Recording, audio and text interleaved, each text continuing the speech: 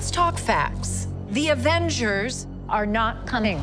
MCU 신작 영화 썬더볼츠 보고 왔습니다. 간단하게 한 줄 평으로 말하자면 이럴 거면 레드 가디언 단독 영화를 만드는 게 어땠을까. 레드 가디언 없었으면 진짜 재미없었겠다 싶었던 영화였는데 줄거리 요약 바로 들어가 보겠습니다. 영화의 시작은 옐레나의 독백으로 시작해요. 블랙 위도우를 이어받은 옐레나는 언니가 죽고 난 뒤에 무의미한 임무만 반복하는 삶에 많은 회의를 느끼고 있는 상태였죠. 옐레나는 CIA 국장인 발렌티나에게 임무를 받고 어떤 연구실에 잠입해 폭파시키는데 이때 발렌티나는 청문회에서 청문을 받으며 의회에서 발렌티나를 탄핵시키려는 상황에 처합니다. 발렌티나가 원래는 옥스라는 그룹의 이사였는데 그 그룹에서 했던 어떤 인체 실험 때문에 사람들이 자꾸 죽는다는 그런 루머가 있었어요. 옐레나가 처음 연구실을 폭파시킨 것도 그런 증거들을 없애기 위한 임무였는데 그 임무가 끝난 뒤에 양아버지인 레드 가디언을 찾아가요. 옐레나는 본인이 혼자라고 느껴지는 그 공허함을 어떻게 이겨내냐고 물어보는데 레드 가디언은 언니인 나타샤가 영웅으로서의 삶을 통해 그걸 이겨냈다고 말해요. 누군가를 구하고 마치 신처럼 칭송받는 그런 삶. 그걸 듣고 옐레나는 그동안 본인에게 임무를 전했던 발렌티나에게 이제 본인이 대중에게 보여줄 수 있는 그런 임무를 달라고 말하죠. 발렌티나는 마지막 임무를 해내면 앞으로는 그런 임무를 주겠다고 말하는데 그 마지막 임무는 어떤 바위산을 1.5km 뚫어서 만든 저장소에 누군가가 기밀 자료를 훔치러 오는 걸 막고 그 범인을 죽여달라는 거였어요. 그래서 그 저장소에 도착을 했는데 그 범인이 저장소 문 앞에 딱 나타난 거야. 앤트맨 시리즈에 나왔던 고스트. 이 고스트가 능력을 써서 벽을 뚫고 들어가는 걸 보고 옐레나도 따라 들어가요. 저장소 안을 들어간 다음 고스트를 찾으려고 하는데 US 에이전트라고 하죠. 드라마 팔콘 앤 윈터 솔저에 나왔던 캡틴 아메리카였다가 인성 때문에 탈락된 존 워커가 나타나서는 옐레나에게 막 총을 쏘면서 싸우기 시작해요. 그러다가 고스트가 나타나서 여기저기 치고받고 싸우다가 블랙 위도우에 나왔던 태스크 마스터까지 나와서 난장판이 펼쳐지는데 여기서 태스크 마스터는 고스트가 머리에 총을 쏴가지고 죽여버려요. 그러다가 갑자기 민간인처럼 생긴 밥이라는 남자가 나타나는데 이 남자는 여기 왜 왔는지도 모르고 자기가 무슨 실험을 당했다는 것만 알고 있었어요. 그러는 사이에 그 저장소가 문이 닫히면서 그 4명이 갇혀버려. 알고 보니 거기는 저장소가 아니라 소각로였던 거야. 인체 실험에 대한 증거 같은 것들을 다 모아두고 없애버리려는 거였는데 거기에 그 요원들 4명 옐레나, 존 워커, 고스트, 태스크 마스터까지 포함되어 있던 거였어요. 어쨌든 어찌저찌 해가지고 소각로를 탈출하는데 소각로를 탈출하는 과정에서 폭발에 휘말려서 옐레나가 쓰러졌거든요. 근데 갑자기 자기의 과거 시절로 돌아간 거야. 옐레나가 어렸을 때 레드룸의 첫 번째 시험 때였는데 자기 친구를 어떤 숲으로 유인한 다음에 등 뒤에 있는 레드룸 킬러한테 총으로 죽게 만드는 그런 장면이었어요. 그걸 보고 정신이 번쩍 들어서 깨어나 보니까 그 밥이라는 남자랑 손이 다 있었던 거야. 뭔가 심상치 않지만 그냥 그렇게 지나갔는데 발렌티나는 그때 이 밥이라는 남자가 센트리 프로젝트의 실험에 의해 죽은 줄 알았는데 알고 보니 그 실험을 통해 만들어진 영웅 센트리였다는 걸 알게 돼요. 그래서 밥을 확보하기 위해 그 저장소에 CIA 작전팀을 부르고 체포하려고 하는데 그 과정에서 밥이 나머지 3명을 돕기 위해 막 어그로를 끌거든요. 총을 들고서 막 하늘에다가 다다다다닥 쏘면서 도망치게 해줘요. 근데 이 작전팀이 원래는 총을 쏘면 안 되는데 밥을 둘러싸고 총을 막 난사를 하는 거야. 그래서 총알을 한 100발을 맞고 밥이 바닥에 쓰러지는데 밥이 안 죽고 다시 일어났어. 그리고 몸이 공중부양을 하더니 갑자기 하늘로 슝 날아가. 능력이 아직 제어가 안 되니까 주체를 못하는 거야. 그러다가 땅에 처박혀서 기절을 해버리는데 그 사이에 레드 가디언이 자기 리무진을 끌고 그 3명을 구하러 온 거예요. 나머지 3명. 레드 가디언이 그동안 리무진 사업을 하고 있었는데 자기가 발렌티나를 태우고 운전을 하게 됐어요. 그때 그 저장소를 소각시킨다는 걸 알고 옐레나를 구하러 온 거죠. 그래서 그 저장소 근처에 와가지고 옐레나 가지마! 그 저장소 태워버린대! 이러고 있었던 거야. 이미 상황은 다 끝났는데. 아무튼 그 3명을 태우고 이제 밥을 구하러 가야 된다는 이야기를 하면서 그 크루에 썬더볼츠라는 이름을 붙여요. 썬더볼츠는 옐레나가 5살 때 했던 어린이 축구단에서 따온 건데 레드 가디언은 그동안 어벤져스 같은 히어로 활동을 너무 하고 싶었으니까 좋아서 막 난리가 난 상태였어요. 그런데 발렌티나가 그 녀석들도 증거 중에 하나니까 없애버리라고 부하들한테 이미 말을 해놔서 또 작전팀이 추격을 해와요. 그래서 도로에서 추격전이 막 벌어지는데 이때 레드 가디언이 뒷자리에 앉은 사람들한테 보드카를 달라고 해요. 운전을 하면서. 다른 사람들은 아니 뭐야 술 먹고 운전을 왜 해? 이런 반응이었는데 보드카를 한 모금 딱 마시더니 그 차량 라이터로 불을 붙여서 화염병을 만들어가지고 뒷차에 던져버리는 낭만 넘치는 장면이 나와요. 근데 화염병은 그 작전팀의 차에 던져졌는데 그냥 불이 조금 붙는다 싶더니 그냥 불이 사그라들어. 방화 처리가 된 그런 차였나봐. 그래서 옐레나가 창문을 열고 권총으로 한 방 쐈는데 그 라이언 일병 구하기처럼 권총에 맞은 차가 한 방에 터져버리는 거야. 다들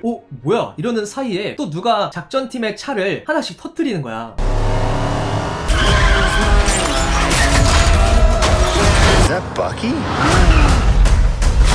알고 보니 윈터 솔저 버키가 오토바이를 타고 나타나서 그 동그란 폭탄을 쏴가지고 차를 한 대씩 터뜨려. 그래서 와 우리 살았다 이러고 있는데 레드 가디언의 차에도 버키가 폭탄을 쏴버리는 거야. 그 4명이 그래서 버키한테 붙잡혔는데 버키는 그 4명한테 법정에서 발렌티나를 탄핵시키기 위해서 발렌티나가 했던 만행을 증언하라고 말해요. 그런데 그 4명은 지금 우리가 이러고 있을 때가 아니다. 밥이 센트리가 됐는데 발렌티나가 지금 밥을 이용해서 뭔가를 하려고 한다. 하지만 버키는 그 말을 안 믿어요. 어쨌든 얘네들은 아무리 좋게 봐줘도 결국엔 범죄자들이거든. 근데 그런 버키에게 전화가 오는데 발렌티나의 비서인 멜한테서 전화가 왔어요. 어떤 행사에서 버키가 정보를 얻기 위해 멜한테 접근을 해가지고 명함을 줬었거든요. 근데 멜이 이렇게 말하는 거야. 발렌티나가 센트리 프로젝트로 밥을 센트리로 만들었다. 근데 그건 재앙이다. 그 말을 듣고 그 4명과 버키가 이제 발렌티나를 잡으러 가요. 예전에 어벤져스 타워였던 그 건물에서 발렌티나를 잡으러 갔는데 밥이 진짜 센트리가 되어가지고 엄청난 초능력을 다룰 수 있게 된 거야. 주먹으로 쳐도 끄떡도 없고 총을 쏴도 총알을 염력으로 멈추고 막 순간이동을 하고 그래. 눈빛으로 막 윈터솔저 팔도 막 녹여. 이러니까 썬더볼츠 크루 5명은 야 이거 안되겠다 철수! 이러면서 일단 엘리베이터를 타고 도망가려고 해요. 아무튼 썬더볼츠가 도망가니까 발렌티나가 쟤네 죽여! 이러는데 센트리가 된 밥이 그냥 도망가게 내버려 두는 거야. 내게 위협이 안 되는데 뭐하러 죽여요?